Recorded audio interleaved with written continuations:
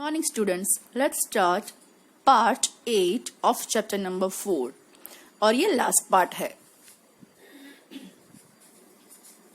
तो यहाँ तक हमने देखा है कि हैना और डॉक्टर सद्दाव कितनी प्रॉब्लम्स फेस करते हैं वो प्रिजनर को उन्होंने अपने घर में जो छुपाया है। अब लास्ट में जब जनरल अपने असैसिन्स नहीं बेचते हैं तो क्या करते हैं डॉक्टर सद्दाव, वो सोचते हैं कि अब मैं इसको यहाँ से भगा दूंगा।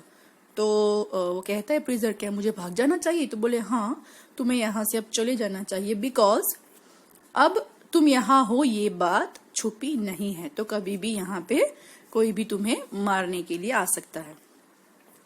सो ये तुम्हारे लिए बेटर रहेगा कि अब तुम यहाँ से चले जाओ। मैं तुम्हें एक बोर्ड दूंगा, उसके अंदर खाने पीने की चीजें और सब कुछ अरेंजमेंट अवेलेबल होंगे। The young man nodded in perfect comprehension. Okay, he said simply. अब इतना सब कुछ जो सदाव बोले उनके सामने उसने इतना ही बोला, okay.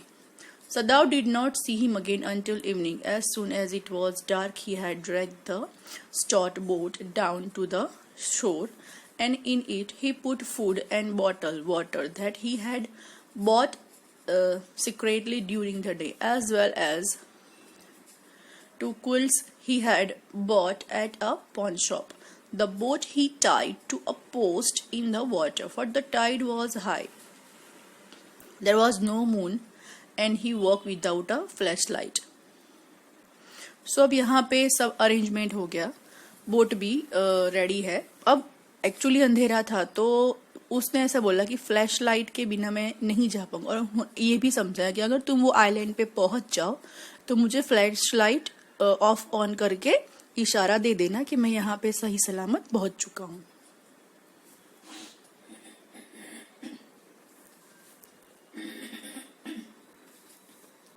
When he came to the house, he entered as though he were just back from his work, and so Hannah knew nothing. Yumi was here today, she said as she served his supper.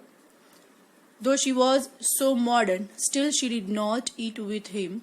Yumi cried over the baby. She went on with a sigh. She misses him so. She miss him so. The servants will come back as soon as the foreigner is gone, Sadav said. So अब वो चला गया था और Yumi मतलब servant सारे वापस आ चुके थे। He went into the guest room that night before he went to bed himself and checked carefully the American's temperature, the state of the wound, and his heart and pulse. The pulse was irregular, but that was perhaps because of excitement. The young man's pale lips were pressed together, and his eyes burned. Only the scars on his neck were red. तो यहाँ पे अब उन्होंने ये बताया कि जब रात को सोते उनको सब कुछ याद आता है कि वो कैसे उसकी पल्स उसको चेक करते थे, उसके वार्म्स चेक करते थे और ये सब कुछ उसको वो कैसे आया था और कैसे अच्छा होके गया। तो ऑब्वियसली अब 10 दिन जितना वो उनके घर पे रहा है तो इतनी जल्दी तो वो नहीं भूल जाएंगे। I realize you are saving my life again, he told Sadav. Not at all, Sadav said. It is only inconvenient to have you here any longer. He had hesitated a good deal about giving the man a flashlight. अब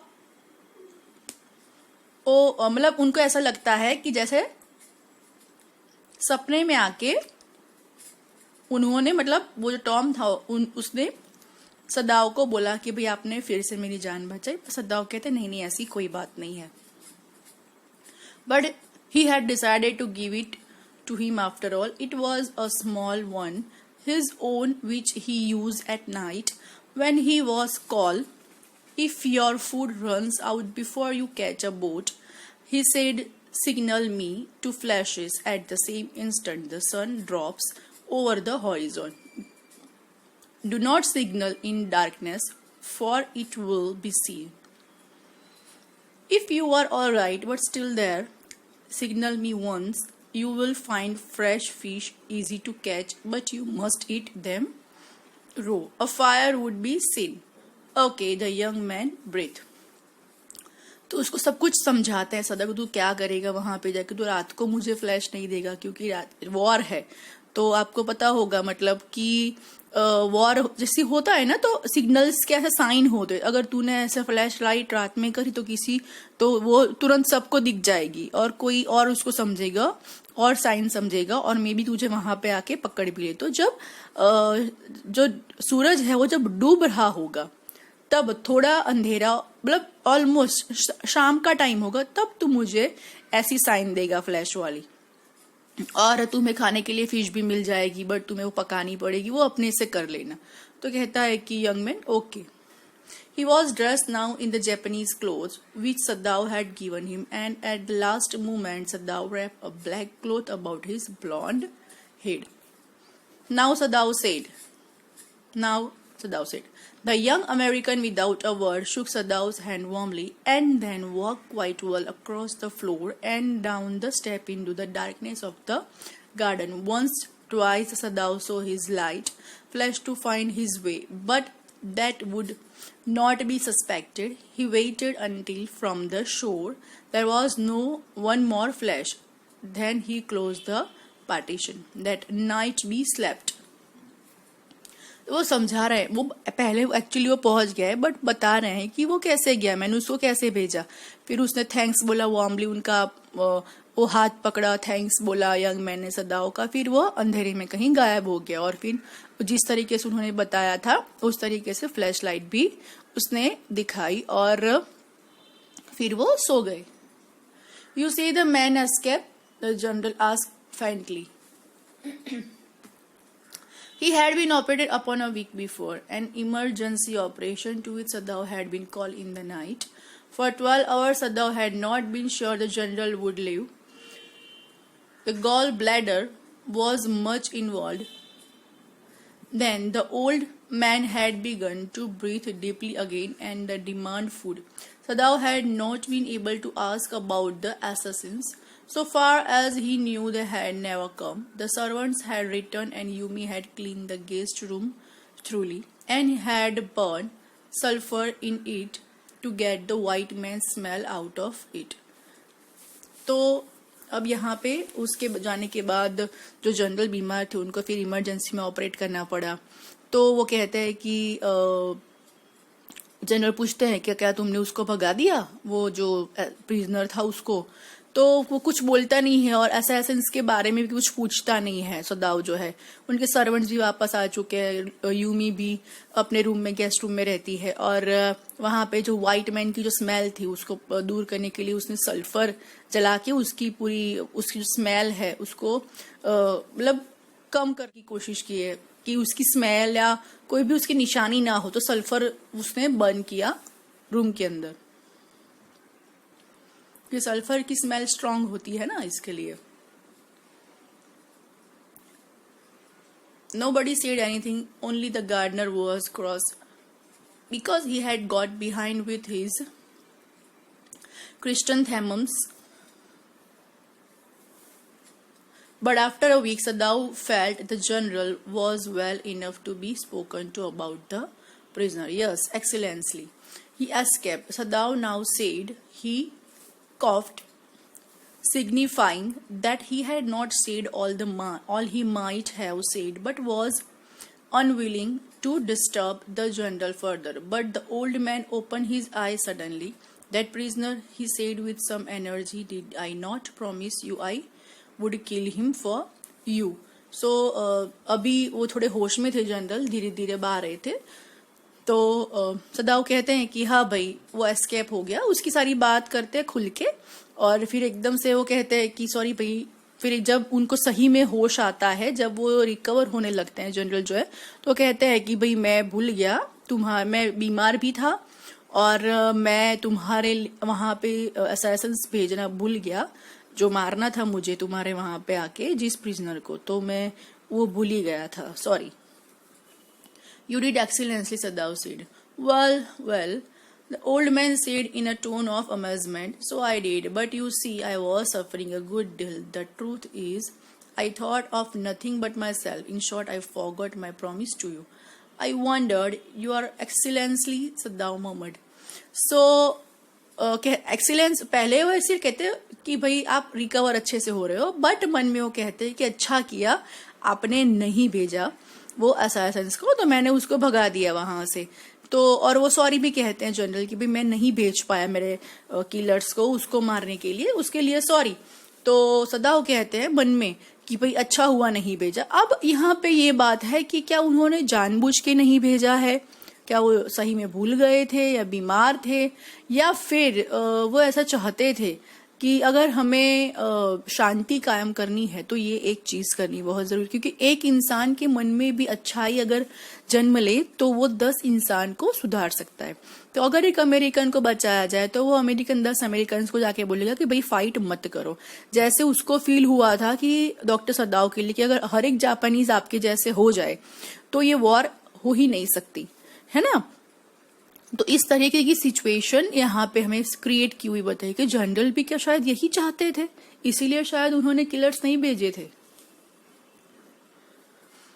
It was certainly very careless of me, the general said, but you understand it was not lack of patriotism or dereliction of duty. He looked anxiously at his doctor. If the matter should come out, you would understand that, wouldn't you? Certainly, Your Excellency, Sadao said. He suddenly comprehended that the general was in the palm of his hand and that as a consequence he himself was perfectly safe. I can swear to your loyalty, Excellency, he said to the old general, and to your zeal against the enemy. You are a good man, the general murmured and closed his eyes. You will be rewarded.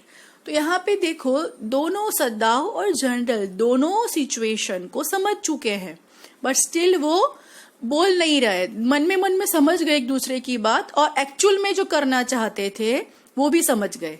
तो ये एक चीज होती है कि कभी कभी हमें कोई काम करना होता है अच्छा तो हमें बोले भी ना कर देना चाहिए, है ना। सिर्फ कहते ना कि समझदार को इशारा काफी होता है, तो सामने वाला जो समझा रहा है उसको समझ ले अगर हम और उसको हम फॉलो करके वो काम कर ले तो किसी को पता भी नहीं चलता और एक अच्छी इमेज भी क्रिएट हो जाती है। तो दोनों समझ गए कि दोनों क्या चाहते थे, बट फिर भी उन्होंने बोला नहीं किसी के भी बारे में।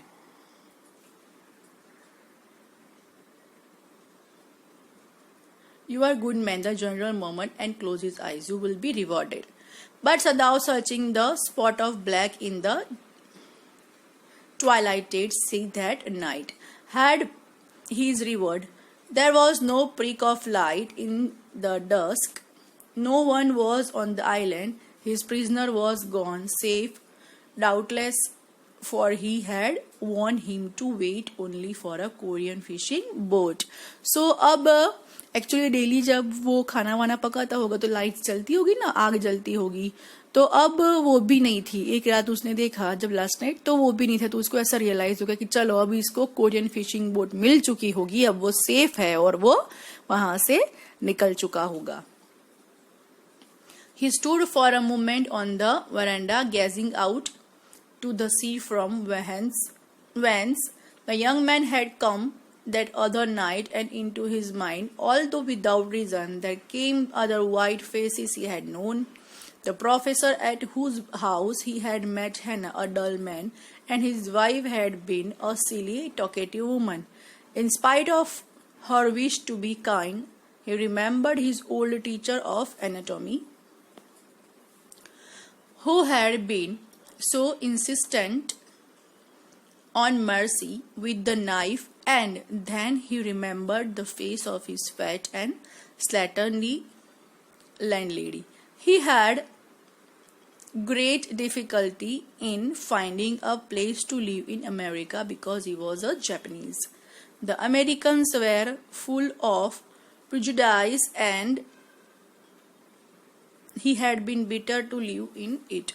Knowing himself there superior, how he had, despite the ignorant and dirty old woman who had at last consented to house him in her miserable home. He had once tried to be grateful to her because she had in his last year nursed him through influenza. But it was difficult, for she was no less repulsive to him in her kindness. Now he remembered the youthful, haggard face of his prisoner, white and repulsive. Strange, he thought. I wonder why I could not kill him. So अब last में फिर उसके दिमाग में असमंजस चल रहा होता है कि उनको ऐसा अपने में आता है कि व्हाइट मैन आया, उसने उससे बात करी, मैं पहुंच गया हूँ, किस तरीके से पूरी सिचुएशन उन्होंने बताई है ना। बेचारी एक लैंड लेडी है, तो वो उसने लास्ट में नर्स का काम किया, सारे सर्वेंट्स चले गए थे, किस तरीके की पूरी एक्चुअली कहते हैं ना, सब कुछ जब ठीक हो गया तो पूरा जितना भी 10 दिन में हुआ था उनके दिमाग में वो पूरा रिवाइंड होने लगा। और लास्ट में फिर अपने आप को कहते हैं कि why I could not kill him, मुझे सही में ऐसा लग रहा है कि मैंने उसको क्यों नहीं मारा। तो यहाँ पे ये चैप्टर खत्म हो रहा है।